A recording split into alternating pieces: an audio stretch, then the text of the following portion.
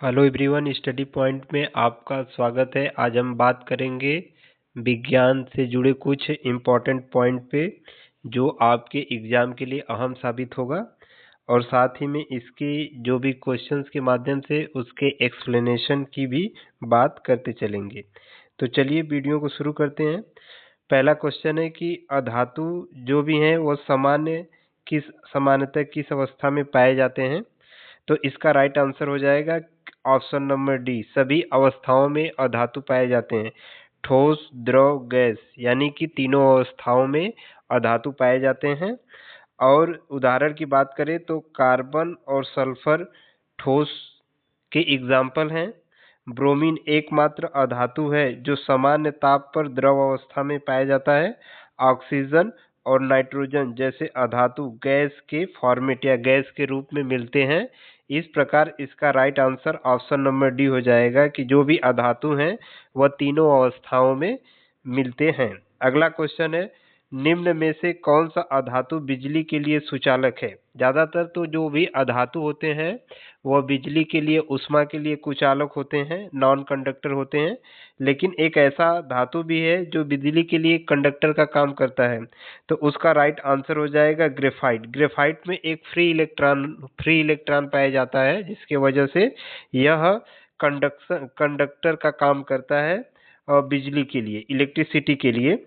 और यह जो कार्बन का एक अप्रूफ है, इसमें मुक्त इलेक्ट्रॉन होते हैं जो बिजली के प्रवाह को करते हैं। इसलिए इसका उपयोग, जो ग्रेफाइट है, इसका उपयोग बैटरी और इलेक्ट्रोड के रूप में भी किया जाता है। और जो पेंसिल होता है उसमें जो काला कलर का रहता है जिससे लिखा जाता है नीब, वो भी आपका ग्रेफाइट का ही होता है। तो इसलिए इसका राइट आंसर हो जाएगा आपका ऑप्शन नंबर सी। अगला क्वेश्चन है, निम्न में से कौन सी अधातु सबसे हल्की होती है। तो राइट आंसर इसका हो जाएगा हाइड्रोजन। हाइड्रोजन को सबसे हल्का तत्व माना गया है और इसका द्रव्यमान बहुत कम होता है। यह एक रंगहीन और गंधहीन गैस है। इसका उपयोग ईंधन और रॉकेट बनाने में किया जाता है। अगले क्वेश्चन की तरफ बढ़े तो अगला क्वेश्चन है, निम्न में से कौन सा अधातु जो जल को शुद्ध करने के लिए उपयोग किया जाता है। तो जल के शुद्धिकरण में उपयोग करने वाले अधातु का नाम है क्लोरीन। क्लोरीन के द्वारा जल को शुद्ध किया जाता है। क्लोरीन करता क्या है, जो बैक्टीरिया और कीटाणु को नष्ट कर देता है और इसका उपयोग जल शोधन संयंत्रों में भी किया जाता है। तो इसका राइट आंसर हो जाएगा ऑप्शन नंबर ए, क्लोरीन। अगला क्वेश्चन है, निम्न में से कौन सा अधातु हीरा डायमंड से बनती है। तो जो आपका हीरा कार्बन का एक अपरूप है, जो डायमंड होता है वह कार्बन का ही एक अपरूप होता है।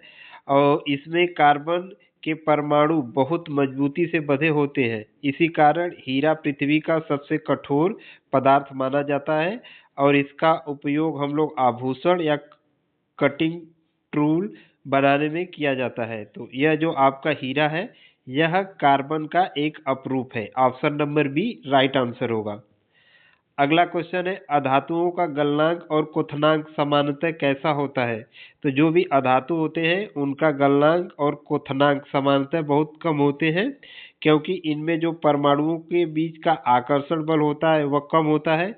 इसलिए इसे पिघलाने या उबालने के लिए कम ऊर्जा की जरूरत पड़ती है और इसीलिए इसी कारण से इसका गलनांक और क्वथनांक कम होता है। उदाहरण की बात करें तो ऑक्सीजन, नाइट्रोजन का गलनांक बहुत कम माना जाता है या बहुत कम होता है। निम्न में से कौन सी अधातु सबसे अधिक अभिक्रियाशील होती है या अभिक्रियाशील है। इसका राइट आंसर हो जाएगा फ्लोरीन। फ्लोरीन को पूरे आवर्त सारणी का सबसे ज्यादा अभिक्रियाशील तत्व माना जाता है, क्योंकि यह फ्लोरीन हाइलोजन समूह की एक अधातु है। यह आवर्त सारणी में सबसे अधिक अभिक्रियाशील अधातु मानी जाती है और साथ ही इसकी विद्युत ऋणात्मकता सबसे अधिक होती है और इसे आसानी से अन्य तत्वों से यह अभिक्रिया कर लेती है। अगला क्वेश्चन है, अधातु सामान्यतः किस प्रकार के ऑक्साइड बनाते हैं। तो जो भी अधातु है वह सामान्यतः अम्लीय प्रकृति के ऑक्साइड बनाते हैं, क्योंकि जो भी अधातु में ऑक्सीजन से अभिक्रिया करते हैं तो वह अम्लीय ऑक्साइड बनाते हैं। उदाहरण की बात करें तो सल्फर डाइऑक्साइड या कार्बन डाइऑक्साइड, ये पानी में घुलकर अम्ल बनाते हैं। इन्हीं कारण इसे अम्लीय ऑक्साइड के रूप के रिएक्शन, यानी जो भी रिएक्शन होता है अम्लीय ऑक्साइड का फॉर्मेट में बनता है, यानी अम्लीय ऑक्साइड जो भी अधातु रिएक्शन करने के बाद बनाते हैं। अगला क्वेश्चन है, प्रश्नों में से कौन सा अधातु उर्वरक के रूप में प्रयुक्त किया जाता है? तो इसका राइट आंसर हो जाएगा नाइट्रोजन।